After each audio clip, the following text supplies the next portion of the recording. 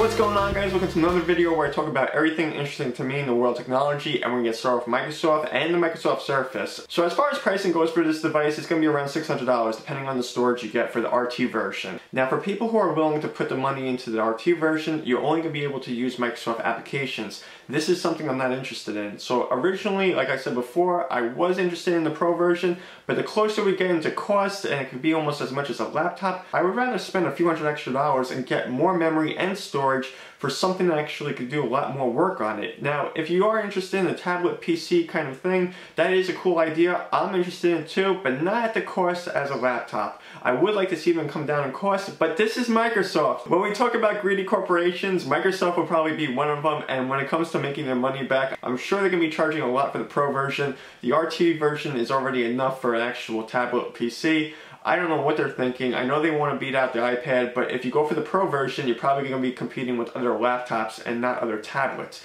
That's how expensive I think the Pro version is going to be. So they pretty much lost my business because I'm not spending that much on something I would want really for a tablet. Yes, for the PC capabilities, but you're limiting the storage and the actual memory. What more can I do with it? Because I understand the limitations of a laptop. There's going to be even more limitations with this device. I'm going to say it's productive, but it's going to be productive to a point, and I just think it's going to be a lot of money they're asking for from consumers. I wish they would have lowered the price. I know it might sound like cheap or whatever, but it's the truth. They could have done a little bit of cutting on the cost, and they actually could have taken a lot of the market into their favor. I don't know if they're going to do that now because they're just looking for a lot of money. So on to some other stories. If you haven't heard, Google is going to be releasing some new Nexus devices, and LG supposedly is going to be the manufacturer. I just don't think LG is the company to turn to. I wish Google would actually do it themselves with Google Motorola. And even if it's not Google Motorola, I know a lot of people are responding and saying, wow, Motorola sucks. But let's think about it like this. Google in charge would be a great idea. This is just my personal opinion. If you use a lot of Google applications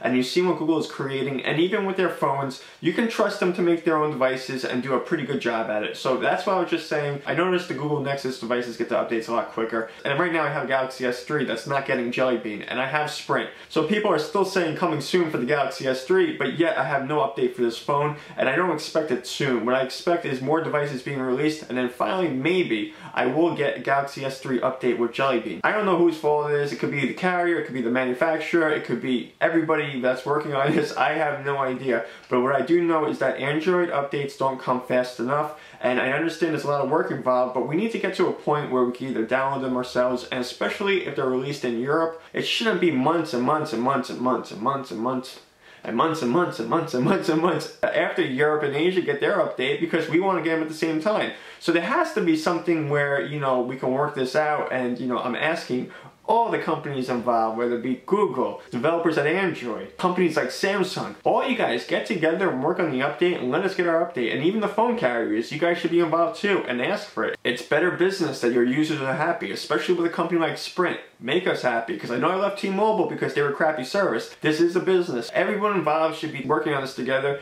and get these updates quick to the Android devices. I know that sounds like a big complaint about Android, but you know, it is the truth. And if you use an Android phone, you know it's annoying when you hear the Galaxy S4 is coming out, and then all of a sudden you got the Galaxy S3 that just gets Jelly Bean. The timing is way too coincidental. We want our updates, and we want them fast enough so we can actually enjoy them before the next new phone comes out and we go update to that phone. You know, I'm just saying, I'm just speaking the truth, you know, so if you like Android, don't get offended. I like it too, but I do want the updates to the phone quicker.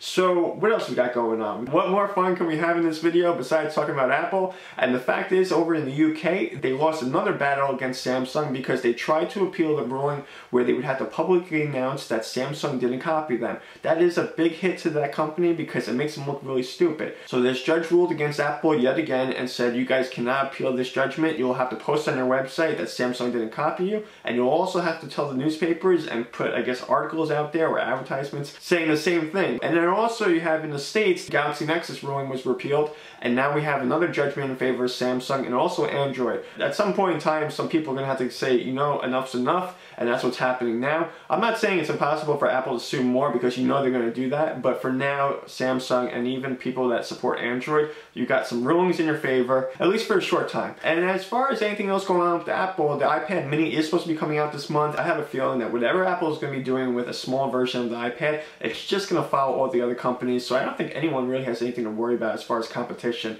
Apple fans are going to buy the iPad mini. There's so many devices on the market right now, especially with tablets, that I just don't think the iPad mini is going to bring anything innovative. You know, listen, this is a reflection on what's going on. There's just other companies jumping ahead because they keep creating devices, and Apple just wants to do like 1 or 2 devices a year. Just not smart on their part, but I am happy that other people are competing with them, and that's what we should have in the market, is competition and actually the ability to buy what we want to buy without other companies saying that we can't have it. So that's my opinion. You guys can tell me what you think about all these stories and more. Put a comment down below, and if you like this video, give it a thumbs up, and if you're not subscribed to this channel, hit that subscribe button, and I'll see you guys later. Cheers.